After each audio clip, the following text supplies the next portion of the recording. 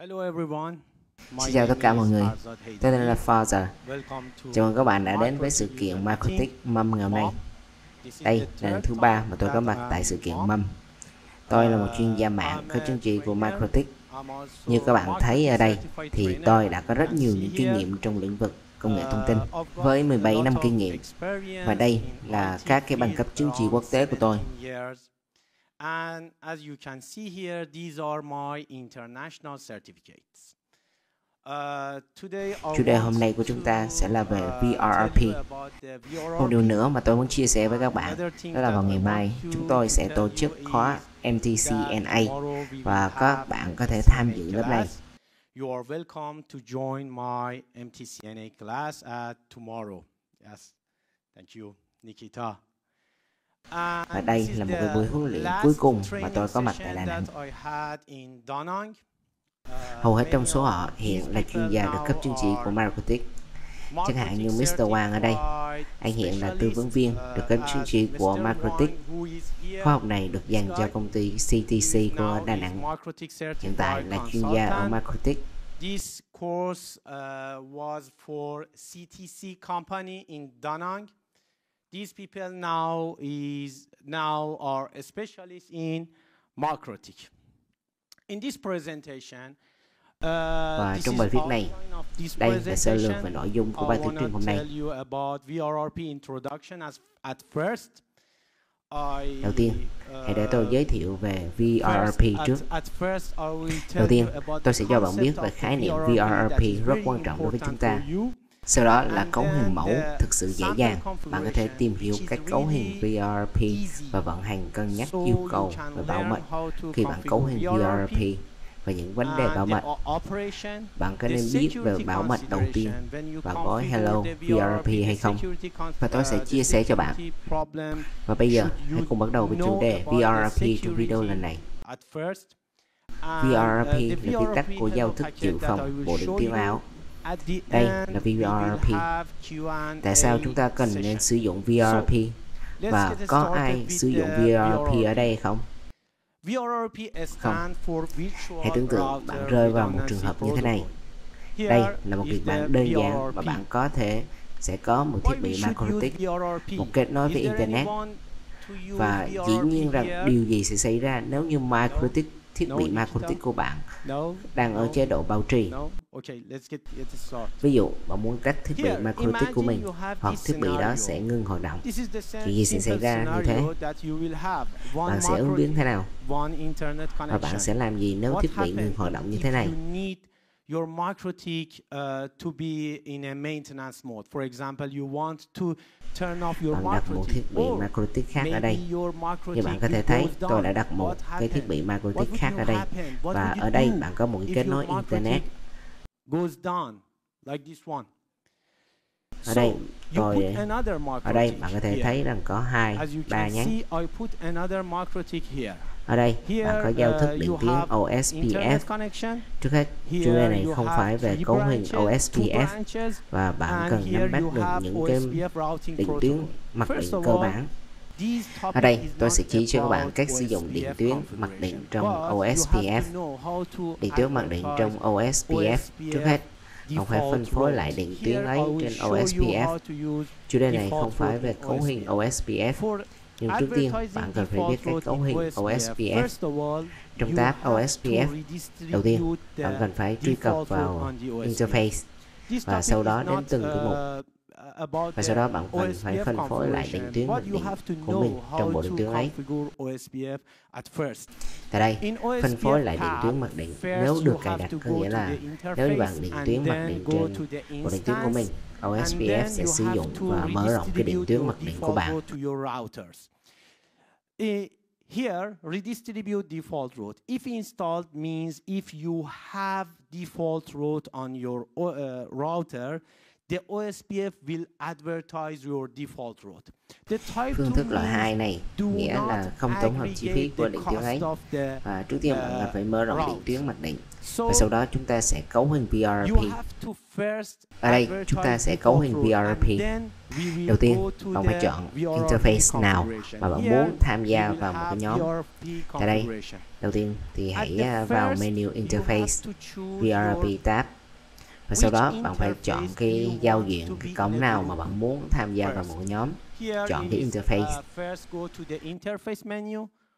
Đây là bộ định tuyến đầu tiên. Đây là bộ định tuyến đầu tiên. Chúng tôi muốn đặt hai bộ định tuyến này lại với nhau. Một bộ định tuyến đang hoạt động, một bộ định tuyến khác thì ở chế độ chờ. Có nghĩa là trong VRRP chúng ta gọi nó là master và backup. Master là bộ định tuyến đang hoạt động, còn backup là bộ định tuyến dự phòng. Vì vậy đầu tiên bạn cần phải đặt cái cổng của bạn. Bạn phải chọn cái cổng nào muốn nằm trong một nhóm.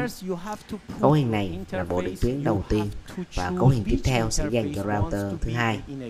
Tôi sẽ chọn Ether 2 và nhập vào nhóm 1. And the next configuration is the for second router. I choose Ether 2 for being in a group. Một điều khác nữa mà bạn cần phải biết về VRID là bạn có thể đặt cái thông số từ 1 đến 225 cho VRID. Cả hai bộ định tuyến này phải nằm cùng trong một cái VRID. Hãy bắt đầu với một priority, độ ưu tiên. Như tôi đã gặp trước đây thì bộ định tuyến đầu tiên là master. Bạn phải có một bộ định tuyến trong vị trí master.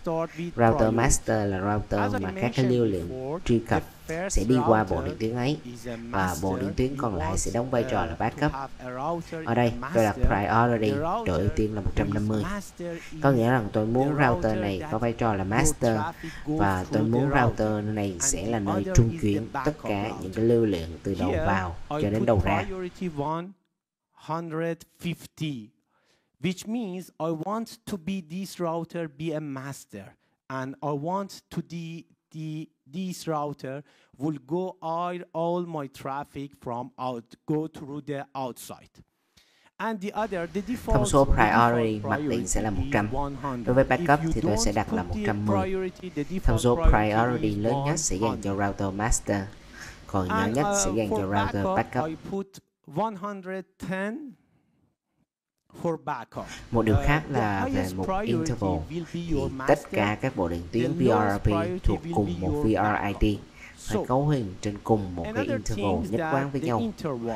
All VRRP routers belonging to the same VRID must configure with the same advertisement interval. This is the hello packet. Gói tin hello. Bộ định tuyến master sẽ gửi gói tin hello mỗi phút và mỗi phần. Chẳng hạn trong trường hợp này thì một interval đã được đặt là 1. Cả hai router đều có cùng một thông số interval.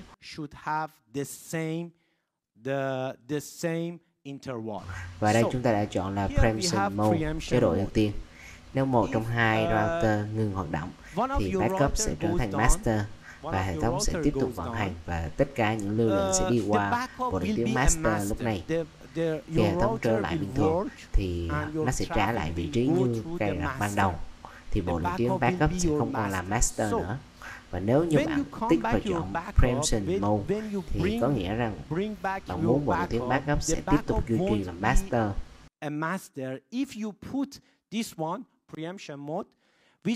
Nhưng thật ra tôi không khuyến khích các bạn làm như vậy, vì tôi đã thử nghiệm cái mục này nhiều lần rồi.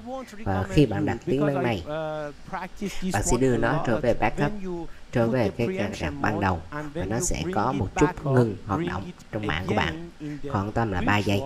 Bạn sẽ phải gặp tình trạng ngừng hoạt động. Một điều khác mà bạn phải xem xét đó là về tính xác thực. Hãy tưởng tượng một bộ định tuyến nào đó vào nhóm của bạn với thông số priority cao hơn, với mức độ ưu tiên cao hơn. Lúc này bộ định tuyến đó sẽ làm master.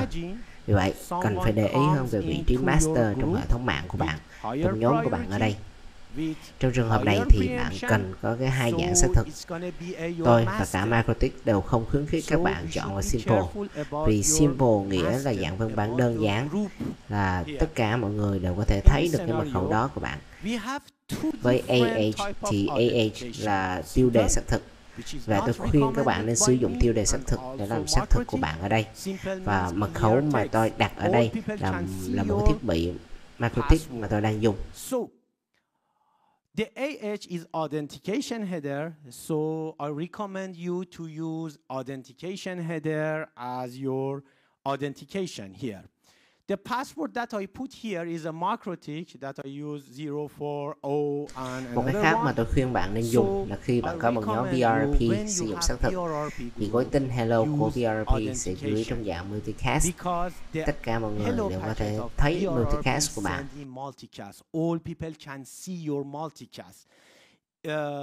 Someone asked about the middle, man in the middle attack in network. Here it can be a man in the middle because VRRP group. Bởi vì nhóm VRRP là master của bạn và là gateway mặc định của bạn. Vì vậy hãy cẩn thận về xác thực VRRP. Do đó chúng ta luôn sử dụng tiêu đề AH xác thực. Nếu hai bộ điện tiếng có cùng phương thức xác thực, chúng có thể nằm trong cùng một nhóm. Vì vậy hãy cẩn thận. Một điều nữa là sau khi cấu hình của bạn thành công và được hoàn thành, thì đầu tiên bạn cần phải đặt một cái địa chỉ IP cho nhóm VRRP. First, you have to put an IP address on VRRP group. Bộ điện tiếng Mikrotik đã tạo ra một cái cổng nên bạn phải đặt một địa chỉ IP trên VRRP. Như bạn có thể thấy ở đây, thì trong tab Interface, tôi đã đặt một địa chỉ IP ở đây.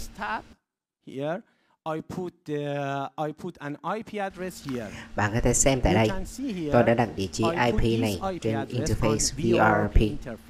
Interface VRRP đã được Mikrotik tạo tự động.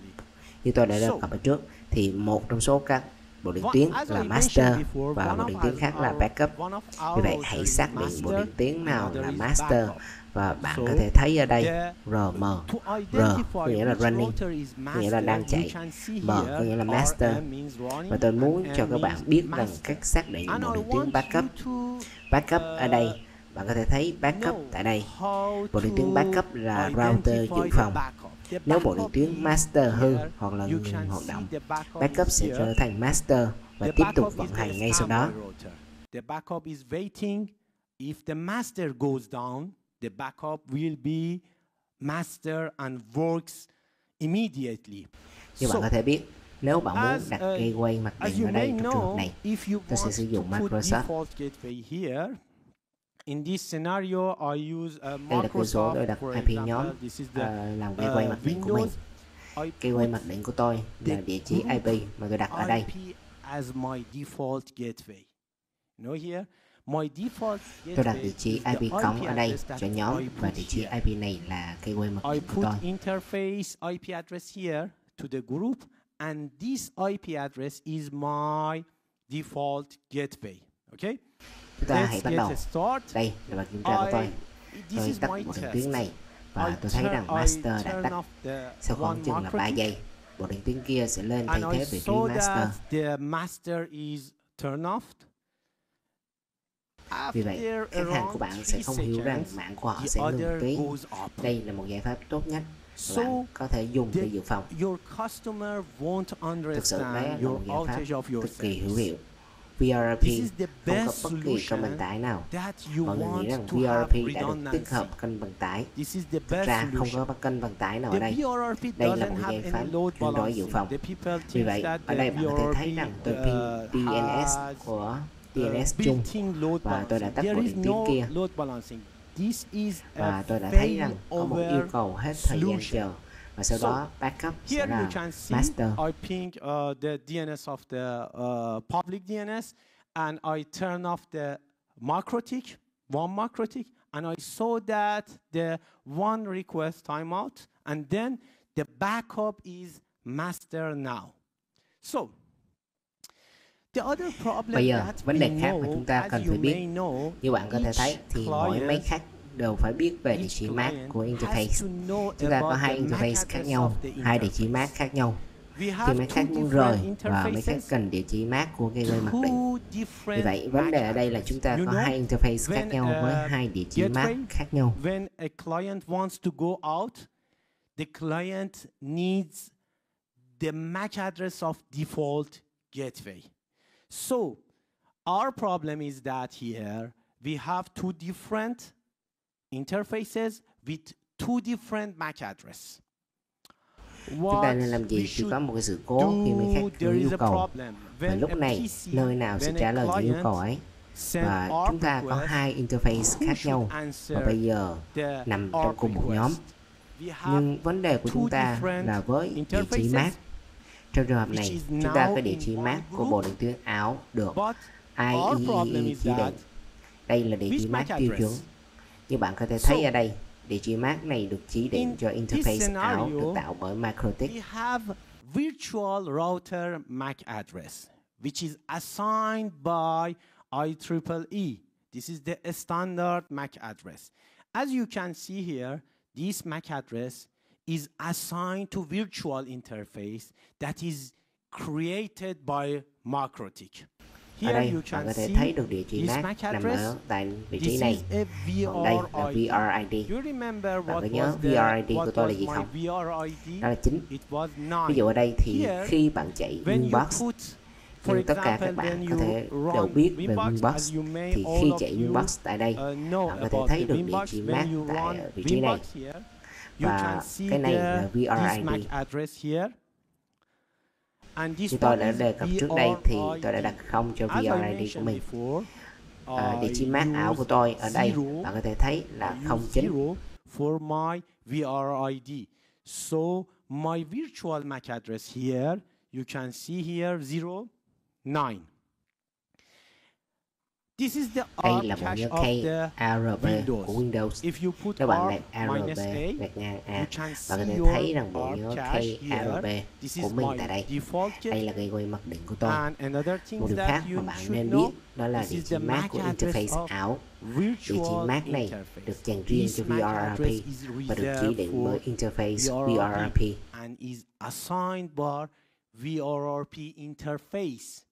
Hãy cẩn thận về số trong nhóm. Đầu ra này là từ Wireshark mà bạn có thể biết ở đây. Đây là nguồn của interface IP và đây là đích của địa chỉ interface IP. Vì vậy, đây là địa chỉ IP thực của interface. Bạn có thể xem ở đây. Còn đây là địa chỉ IP thực của interface. The real IP address of interface you can see here. This one is real IP address of interface. Và đích sẽ là 224 multicast.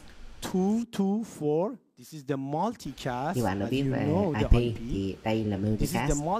224.0.0.18 là multicast được gắn bởi IANA Internet cấp quyền số. Địa chỉ multicast này được nhận riêng cho nhóm VRRP. Khối tên hello thì được gửi bởi master. Địa chỉ nguồn là địa chỉ IP thực của interface master và đích đến là phần này. Vì vậy, đây là multicast của VRRP.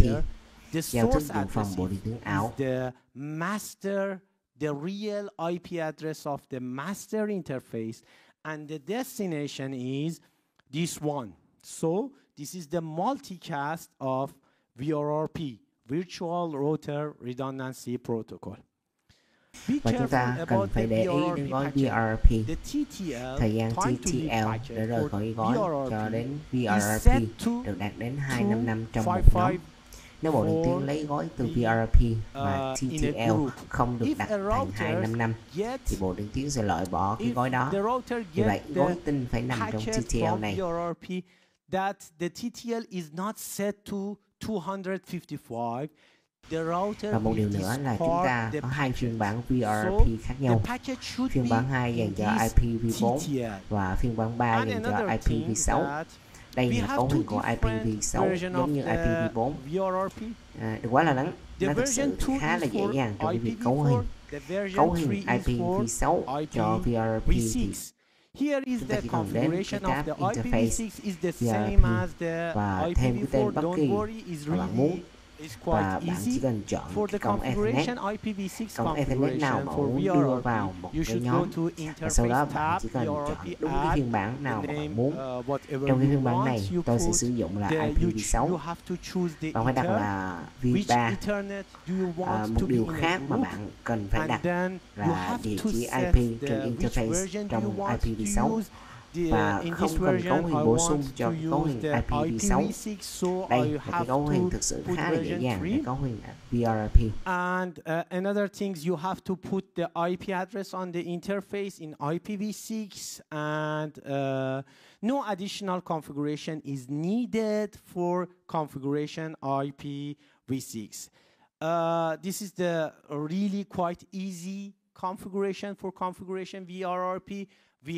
Chúng ta đã có một bộ định tuyến master và một bộ định tuyến backup. Nếu master gặp sự cố, backup sẽ thay thế ngay lập tức. Bạn không phải đối mặt với bất kỳ những sự cố nào, và đây cũng là một cái giải pháp tiết kiệm chi phí. Ví dụ như nếu như bạn có một cái nhà cung cấp khác và bạn có một nhà cung cấp khác, ví dụ như là Cisco, có thể sử dụng VRRP vì VRRP là một giao thức tiêu chuẩn. Vì vậy bạn có thể sử dụng cả hai cùng nhau. Nếu bạn đang dùng một bộ điện tuyến của Cisco và bộ điện tuyến của Mikrotik, bạn có thể kết hợp với nhau như một cái interface, một cái cổng ảo. Hãy để lại tất cả những câu hỏi ở bên dưới nếu bạn có bất kỳ thắc mắc gì. Nội dung Mikrotik Latvia, thuyết minh Mikrotik Việt Nam. Xin chào mọi người.